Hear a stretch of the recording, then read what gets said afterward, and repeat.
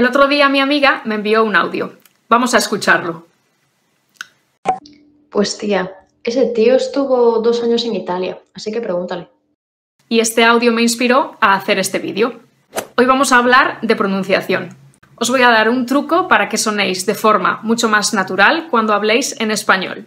En el audio que me envía mi amiga se produce un fenómeno que se llama encadenamiento. ¿Y qué es un encadenamiento? Un encadenamiento se produce cuando una palabra termina en consonante y la siguiente termina en vocal. Esta consonante y esta vocal se unen en la misma sílaba de forma que parece una sola palabra. Las dos palabras se encadenan. Vamos a verlo con un ejemplo.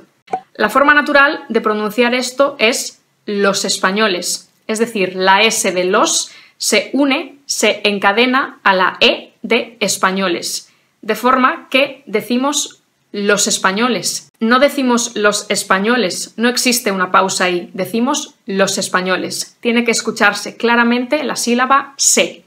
Tenemos que imaginar que es una sola palabra, los españoles.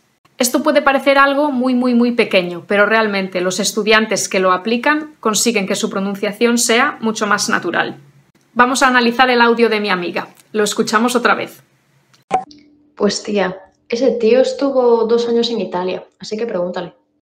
En esta frase, 2 años en Italia, tenemos 3 encadenamientos. El primero conecta la palabra dos con años. La S de dos se une con la A de años, de forma que se tiene que escuchar perfectamente la sílaba sa. 2 años, 2 años, 2 años. El segundo se produce con años y en. La S de años se conecta con la E de en, de forma que tiene que pronunciarse perfectamente la sílaba se. 2 años se, 2 años en, 2 años en. Y la última que conecta en con Italia. En Italia, en Italia, la N con la I. El resultado que tenemos es este, 2 años en Italia. No lo podemos pronunciar con pausas porque no suena natural. Nadie dice realmente 2 años en Italia, sino 2 años en Italia.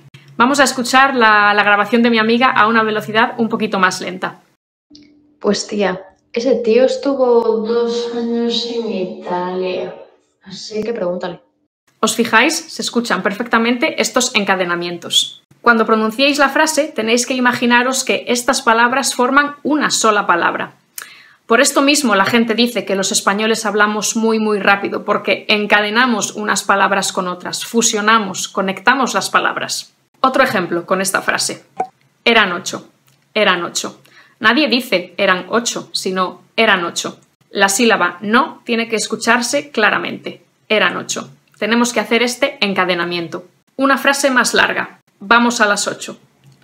Vamos a las 8. Nadie dice vamos a las 8, sino vamos a las 8. Tienen que escucharse las sílabas sa y so. Imaginamos que es una sola palabra.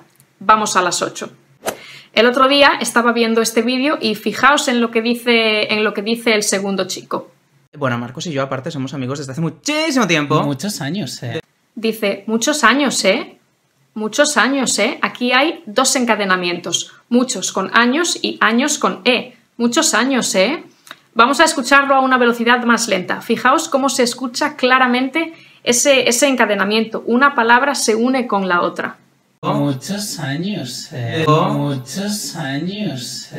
A partir de ahora, cuando escuchéis un material auténtico, sea una película, una serie, un podcast en español, fijaos cómo se dan estos encadenamientos continuamente. Estos encadenamientos ayudan a que nuestra frase sea mucho más fluida. Un ejemplo que me funciona muy bien en clase y mis alumnos lo ven perfectamente. Mis hijos.